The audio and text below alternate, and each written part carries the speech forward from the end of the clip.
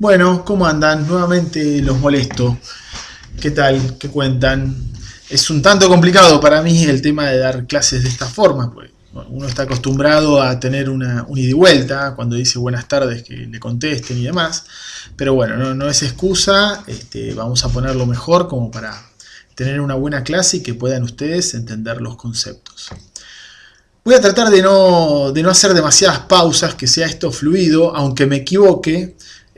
Con estos programitas yo tengo la posibilidad de pausar y retomar nuevamente, pero también termina siendo un tanto trabado. Voy a tratar de hacerlo lo menos posible. No les voy a asegurar que no voy a poner pausa en algún momento, que esté un poquito buscando alguna imagen y demás, que necesite apoyar algún concepto en alguna foto, pero voy a tratar de hacerlo fluido, aunque me pueda llegar a equivocar o tartamudear o como se llama, o decir demasiado porque bueno, estoy acá solo y bueno, hablándole a la computadora, tengo que imaginarlos a ustedes prestándome mucha atención como sé que lo están haciendo. Bueno, hoy vamos a trabajar lo que se llama el modelo funcionalista de comunicación.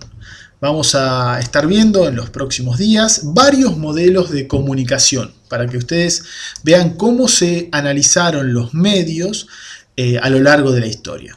Para pensar este modelo funcionalista de comunicación, pensemos más o menos en comienzos del siglo XX, donde la población estaba teniendo unos cambios importantes en cuanto a su forma de trabajo. La gente pasaba de los pueblos, del campo, de trabajar la siembra y demás, pasaban a habitar las urbes, las ciudades, y a ponerse como empleados u obreros en fábricas y demás. A ver, voy a sacar un poquito mi carita de acá porque también me desconcentro al verme a mí mismo, y voy a mostrarle algunas fotos como para que se den una idea de lo que estamos hablando. Este era el modelo rural, ahí ven, bueno, 3 mujeres trabajando, personas atrás, que también están haciendo lo mismo. Esta pintura nos ilustra muy bien cómo era el modo de trabajo en aquella época. Pero bueno, seducidos por la posibilidad del progreso, de ciertos beneficios que da la ciudad, que no tiene el campo, del consumo, que ya empezaba a ser algo importante, del querer tener, cuestiones del capitalismo y demás, ¿no? El de querer comprarse un zapato mejor, un pantalón mejor, una camisa mejor, pasaron a que la sociedad deje de vivir en el campo y pase a nuevos empleos más ligados a lo que sería una línea de montaje y demás, como pueden ver acá la foto de una fábrica. Si bien se ve mucha gente junta, lo que se va a dar en ese momento es que en realidad esté junta y a la vez separada. Junta pero no unida, algo así podemos decir. Ya lo vamos a ver un poquito más adelante. Bueno, ahí estamos, vamos a poner algunas características, por ejemplo, de cómo era la vida en un lado y el otro. En la vida rural estaba basada en el parentesco, las familias estaban todas muy cercanas, no vivían muy lejos unos de otros. La vecindad era muy importante, los vecinos eran una familia más. Tenían mucha relación entre sí, de hecho muchas veces terminaban siendo familia real porque se casaban las hijas de un vecino con los hijos del otro vecino y demás. Y la vida en comunidad, como ven ahí el tercer punto, también era absolutamente importante. Estaban todos unidos en una pequeña comunidad. Pero ya vemos que la industria, la revolución industrial y demás, empezó a necesitar hombres y mujeres para que estén al servicio de las maquinarias. Y estas familias, estos hombres y estas mujeres, quizás primero los hombres y unos años después las mujeres, iban emigrando hacia las ciudades. Y las ciudades, que quizás no tenían tantos habitantes, empezaron así a tener muchos habitantes. Y entonces se empezó a dar lo que se llama la vida urbana, ¿no? Entonces, como dijimos antes, dejamos el ruralismo. Obviamente que esto no se da en un 100%, ¿no? Es una tendencia muy grande que por eso se estudia, pero desde ya que ha quedado gente en los campos y demás. Pero bueno, la tendencia era esta, dejar la vida rural para ir a una vida industrial que daba algunas condiciones de progreso, a veces lo podemos decir entre comillas, mejores, ¿no? Porque bueno, este progreso también dedicaba un arduo trabajo, un trabajo que quizás no era el mejor del mundo, pero sí daba algunas posibilidades económicas que en ese momento el campo no daba, y una persona con un sueldo podía comprarse lo que quería, lo que ya empezaba a ser un objeto de deseo, algo así podemos decir. Bueno, seguimos adelante, como ya vimos, hablamos de parentesco, vecindad y comunidad en la vida rural, y pasamos a tener el auge quizás de lo que es la vida urbana, ¿no? Pensemos en principios, ya les digo, del siglo XX.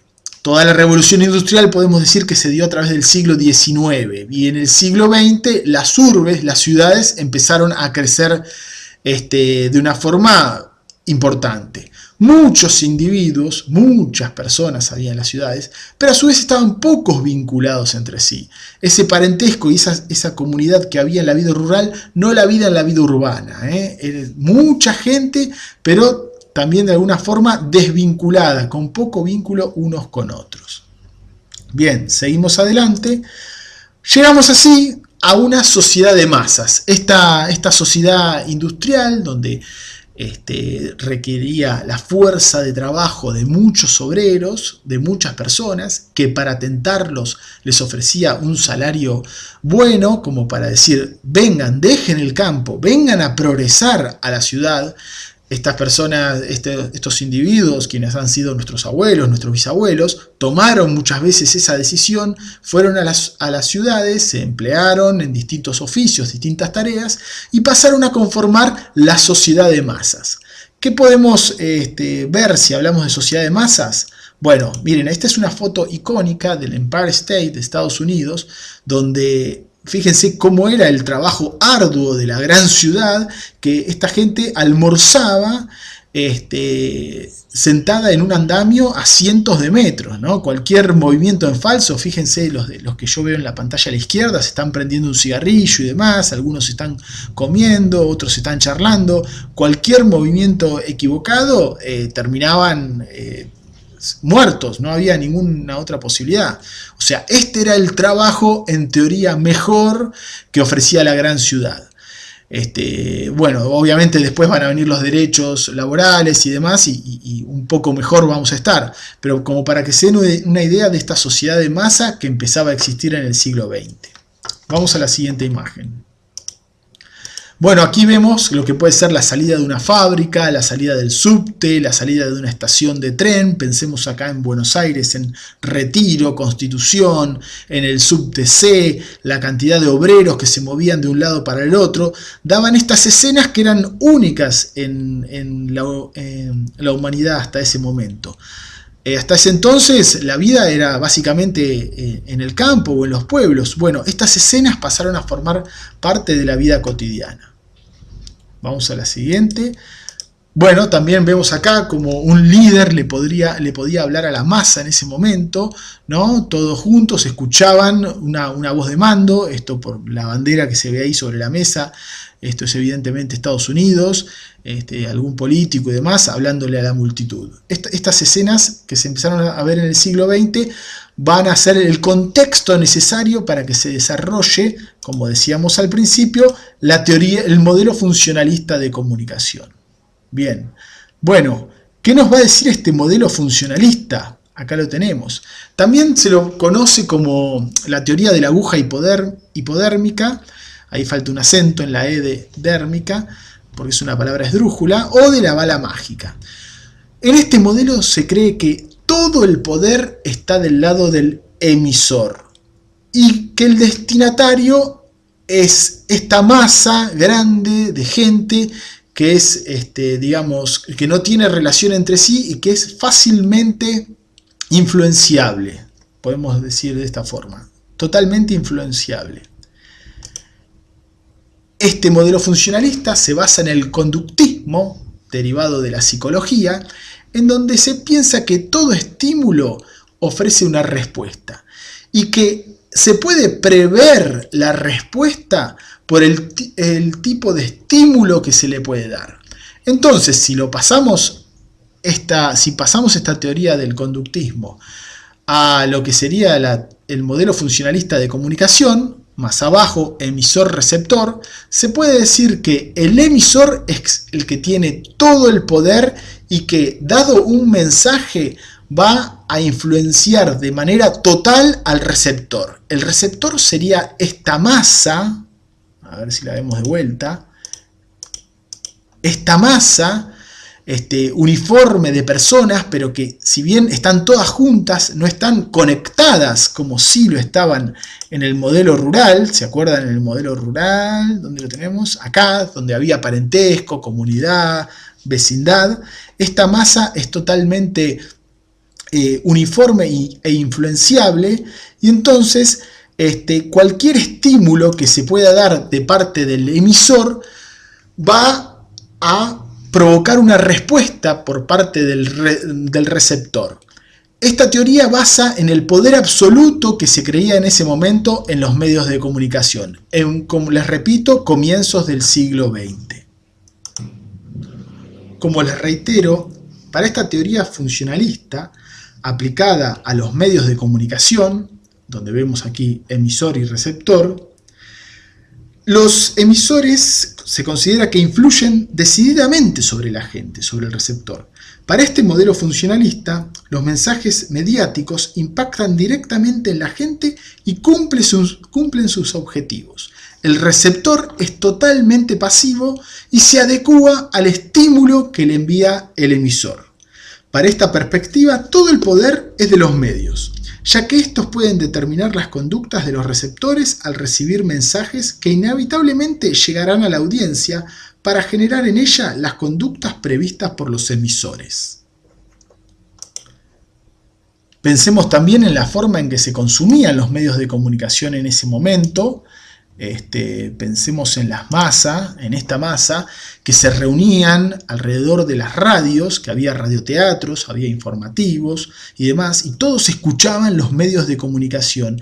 Y lo que decía la radio, lo que decían los diarios, era palabra santa. Entonces, por eso este modelo funcionalista considera que todo el poder está del lado del emisor, los radios, la televisión no la puedo nombrar porque era muy incipiente o ni siquiera había aparecido, por ejemplo, en Argentina, donde llegó a mediados del siglo XX. La radio, por sobre todas las cosas, y los diarios eran puro estímulo, y la respuesta estaba dada porque el lector o el oyente eran totalmente pasivos. Ya se sabía cómo iban a proceder.